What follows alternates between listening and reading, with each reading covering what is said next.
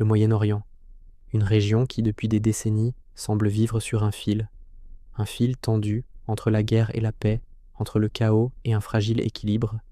Et aujourd'hui, plus que jamais, une question obsède les chancelleries du monde entier. Pourquoi une simple étincelle peut-elle tout faire exploser? Car ici, rien n'est jamais isolé. Un missile tiré à Gaza, une frappe en Syrie, un drone au-dessus de la mer Rouge. Et soudain, ce sont des puissances régionales et mondiales qui se retrouvent entraînées dans une spirale incontrôlable. Le Moyen-Orient n'est pas une crise parmi d'autres, c'est un nœud de tension, un carrefour où se croisent idéologie, religion, pétrole, routes commerciales et rivalités géopolitiques majeures. Pour comprendre pourquoi tout peut basculer, il faut d'abord comprendre une chose essentielle. Ici, chaque conflit est connecté aux autres. Prenons le conflit israélo-palestinien. Ce n'est pas seulement une guerre territoriale, c'est un symbole émotionnel, politique et religieux qui résonne bien au-delà des frontières d'Israël et des territoires palestiniens. Chaque flambée de violence à Gaza ou en Cisjordanie agit comme un détonateur régional. Le Hezbollah au Liban observe, l'Iran calcule, les pays arabes réagissent sous la pression de leurs opinions publiques, et les États-Unis se retrouvent, encore une fois, au cœur de l'équation. Car les États-Unis ne sont pas un acteur extérieur, ils sont engagés militairement, politiquement, stratégiquement.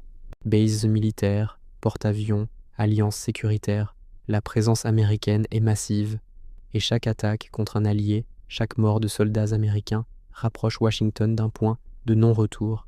Face à eux, l'Iran, puissance régionale, puissance idéologique, puissance nucléaire potentielle. Téhéran a bâti ce que les analystes appellent un axe de la résistance. Hezbollah au Liban, milices en Irak et en Syrie, Houthis au Yémen. Des acteurs non étatiques, mais lourdement armés, entraînés, financés. Cette stratégie permet à l'Iran de frapper sans frapper, directement, d'user ses adversaires sans entrer officiellement en guerre. Mais c'est aussi une stratégie extrêmement risquée, car plus les attaques se multiplient, plus la probabilité d'une réponse massive augmente.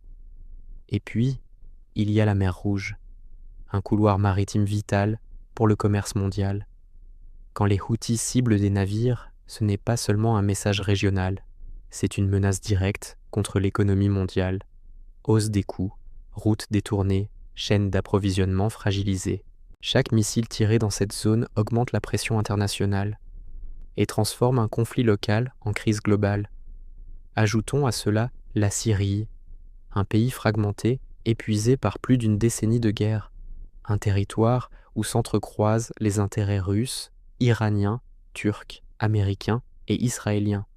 Chaque frappe israélienne contre des positions iraniennes en Syrie est un pari calculé, mais un pari quand même, car une erreur de calcul, un mauvais ciblage, une riposte disproportionnée, et l'escalade devient incontrôlable. Le Liban, lui, est un baril de poudre, économiquement effondré, politiquement paralysé, militairement dominé par le Hezbollah. Une guerre avec Israël serait dévastatrice, mais elle reste une possibilité permanente. Pourquoi? Parce que le Hezbollah n'est pas seulement une force militaire, c'est un outil stratégique régional. Et dans un contexte de tension extrême, il peut être activé. À tout cela s'ajoute un facteur souvent sous-estimé, les opinions publiques. Dans de nombreux pays arabes, la colère gronde. Les dirigeants doivent jongler entre alliances diplomatiques et pression populaire. Une rue en ébullition peut forcer des décisions irréversibles. Et puis, il y a le facteur religieux, Jérusalem, les lieux saints, les symboles. Dans cette région, la religion n'est jamais loin du politique. Une provocation, réelle ou perçue, peut enflammer des millions de personnes. Mais le danger le plus grand reste peut-être celui-ci, la multiplication des acteurs armés non étatiques, milices, groupes paramilitaires, organisations idéologiques. Ils ne répondent pas toujours à une logique étatique classique. Ils prennent plus de risques.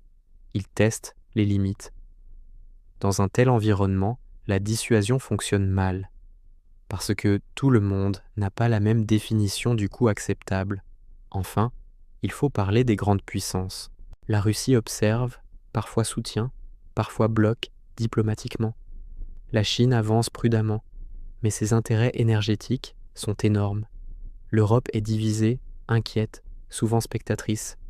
Le Moyen-Orient est devenu un échiquier mondial, et chaque mouvement, chaque frappe, chaque déclaration peut déclencher une réaction en chaîne.